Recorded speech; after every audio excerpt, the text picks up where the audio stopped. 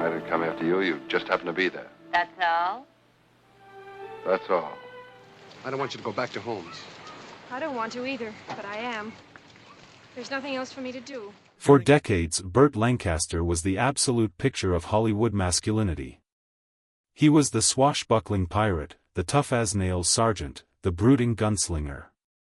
With that chiseled jaw, an athlete's physique, and a smile that could stop you in your tracks, he was everything America wanted in a leading man.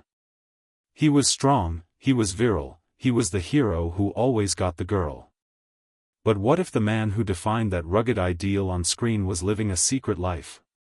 A hidden existence so profound and so carefully guarded, that the full story only started to bubble to the surface in the final, quiet moments of his life. There's a legend that has echoed through the backlots and biographies of Hollywood for years, and it's a shocking one.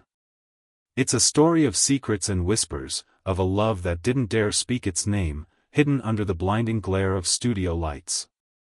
The story goes that at 80 years old, just before his death, Burt Lancaster finally broke his lifelong silence. It's said that in moments of quiet reflection, he revealed the secret gay relationships that were a quiet reality in old Hollywood, relationships that he himself had been a part of. He allegedly named the iconic actors he loved, the titans of the silver screen who shared his secret, and exposed the heartbreaking reasons why they were all forced to live in this video. We are going to look into one of Hollywood's most persistent and poignant legends. We'll explore the life of a titan, the roles that made him a household name, and the whispers that followed his private life for decades. We'll examine the claims, the rumors, and the men he allegedly held close in the shadows of a repressed era. And trust me, this story is anything but simple. It's a story about the immense pressure to conform, the terror of being exposed, and the quiet courage it took to love in a world that forbade it. We are going to explore the mystery, not just around Burt Lancaster, but the entire hidden world of gay actors in Hollywood's golden age. It's a story Hollywood didn't want you to know. Before we get into the names that have been whispered in the halls of Hollywood for decades, make sure you hit that subscribe button and ring the bell for more hidden stories the studios tried to bury forever. To understand the weight of these rumored revelations, you first have to understand the man the world thought they knew. Born Burton Stephen Lancaster on November 2, 1913, in the tough, working-class neighborhood of East Harlem, New York, his beginnings were anything but glamorous.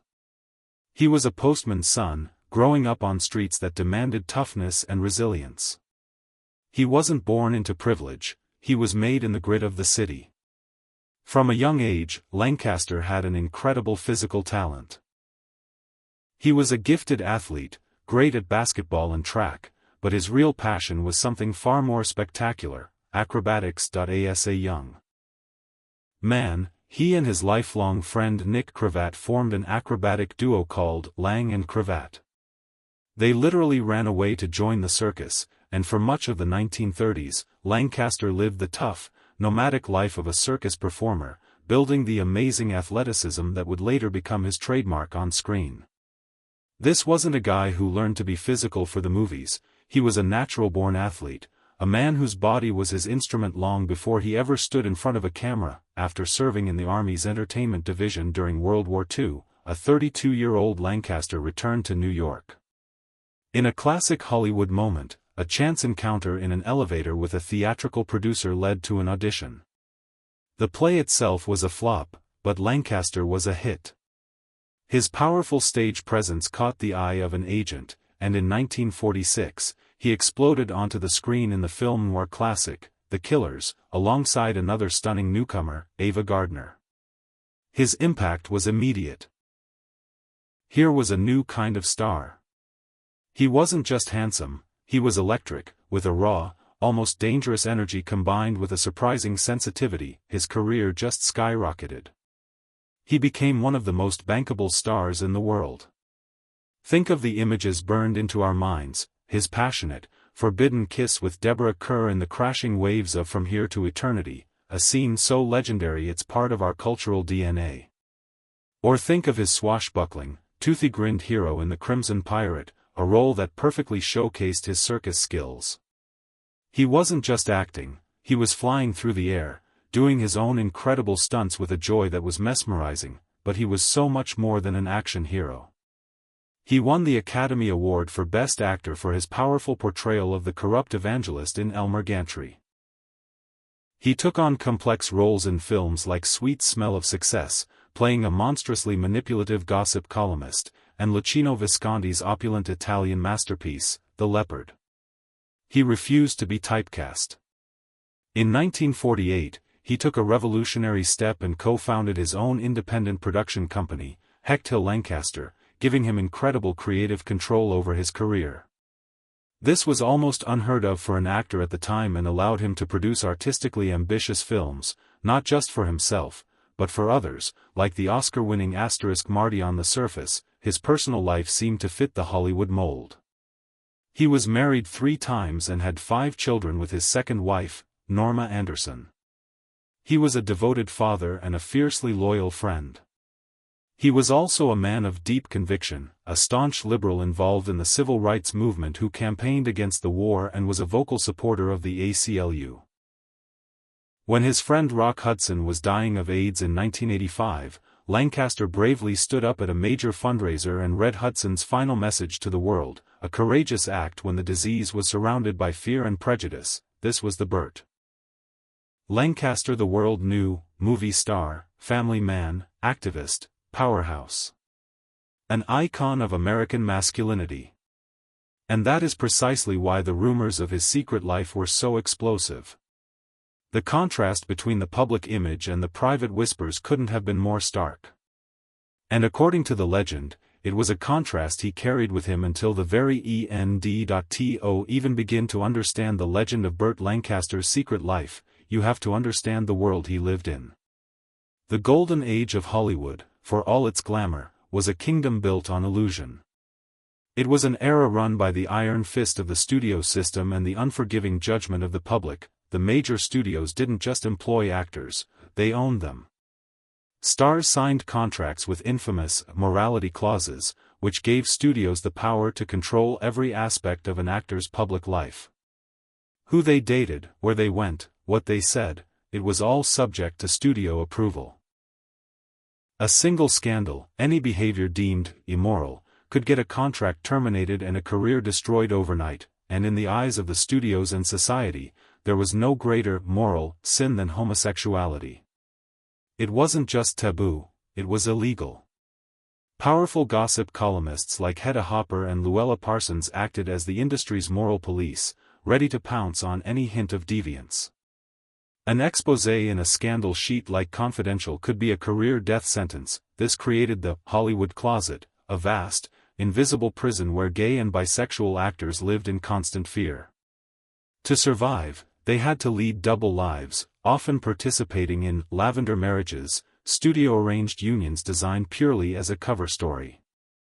The most famous example, of course, was Rock Hudson's brief marriage to his agent secretary, Phyllis Gates, meant to quash rumors about his personal life. It was in this world of secrets and coded language that the rumors about Burt Lancaster started. For years, long before any alleged deathbed confession, whispers followed him. Despite his marriages and children, the idea that Lancaster might be bisexual persisted.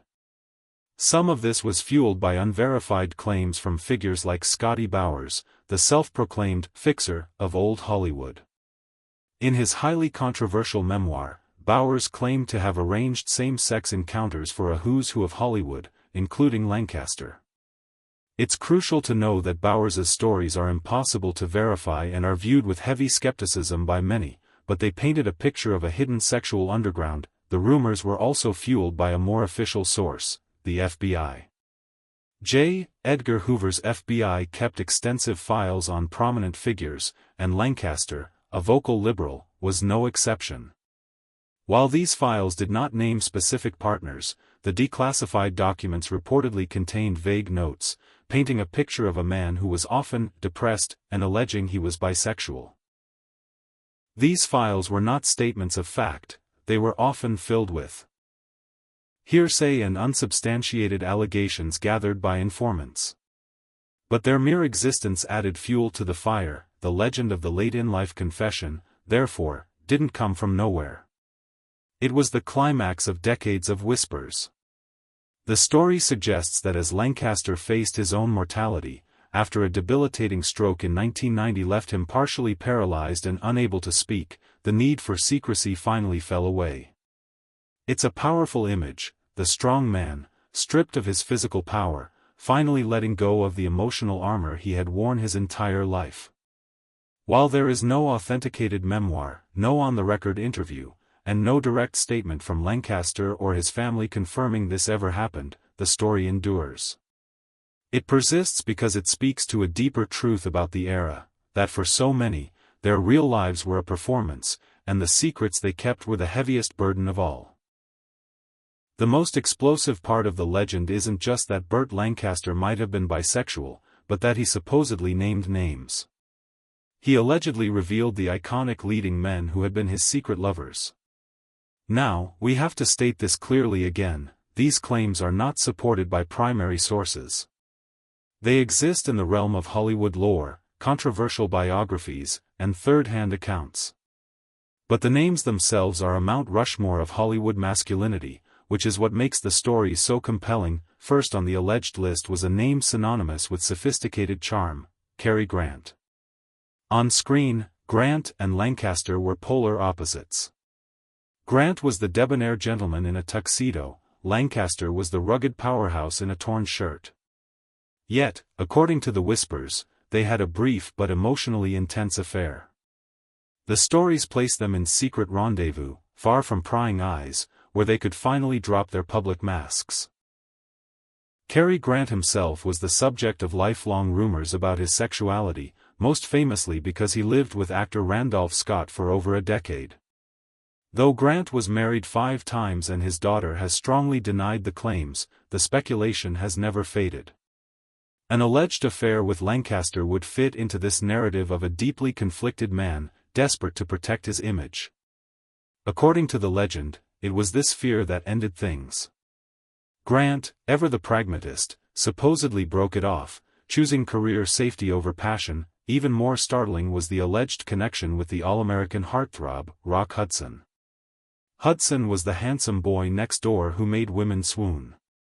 His homosexuality was one of the most tightly guarded secrets in Hollywood.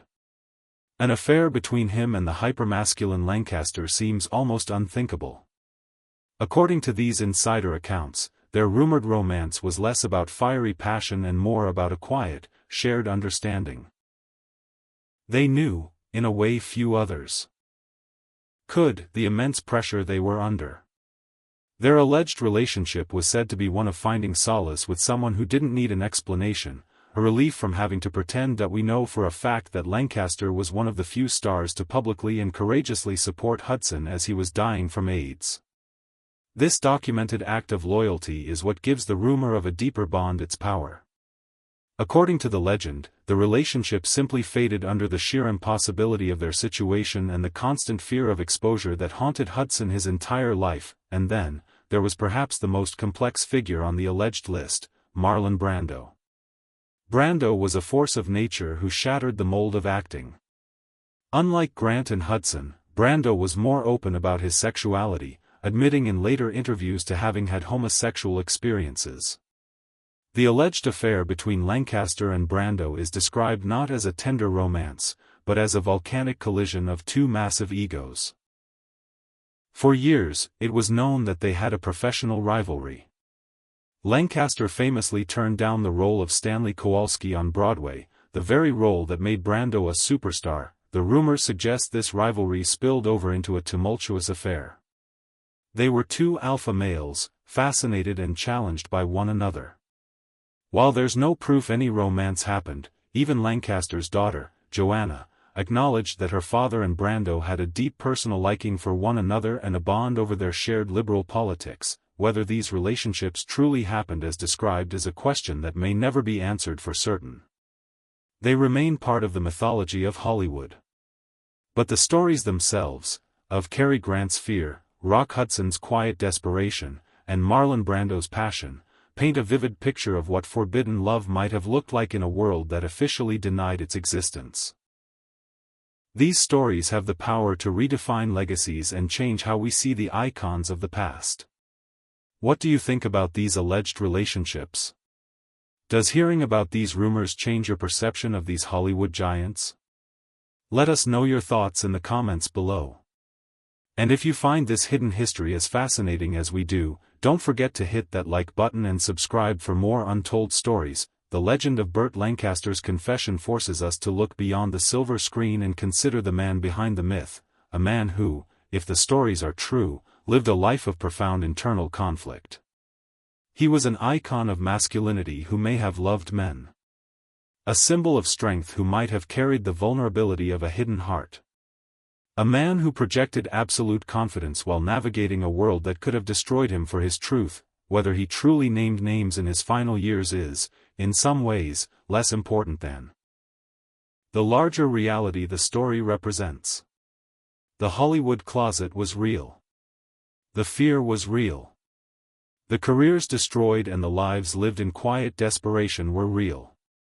The story of Lancaster's secret love serves as a powerful symbol for an entire generation of artists forced to choose between their identity and their career. We are left with a more complex and ultimately more human picture of a legend. Burt Lancaster wasn't just the hero from Here to Eternity. He was, perhaps, a man who performed his greatest role every single day, the role of the person the world expected him to be. The legend of his final confession is the story of him finally taking off the costume. It's a story of liberation, however late and quiet, from a lifetime of secrets. And it reminds us that the most dramatic and heartbreaking stories in Hollywood were often the ones that were never filmed.